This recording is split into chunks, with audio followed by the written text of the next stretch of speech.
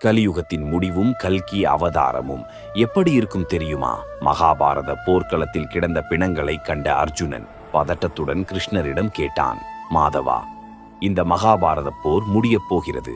நீ வாழும் இந்த துவாபர யுகத்தின் முடிவே இவ்வளவு கொடுமை என்றால், அடுத்து வரப்போகும் கலியுகத்தின் முடிவும் கல்கி அவதாரமும் எப்படி இருக்கும் என்று பதட்டத்துடன் கேட்டான். மிகுந்த மனவேதனையுடன் கிருஷ்ணர் கூறினார், அர்ஜுனா, கலியுகம் முடியும் போது சில முக்கிய அறிகுறிகள் உலகில் தோன்றும். 4 யுகங்களில் கலியுகம்தான் மிக கொடூரமாக இருக்கும். அன்று பெண்களின் கண்ணீருக்கு மதிப்பிருக்காது. தர்மம் தன் 4 கால்களையும் இழந்து வீதியில் கதறி அழும். பெற்றெடுத்த தாயையே பாரமென்று வீதியில் விடுவார்கள்.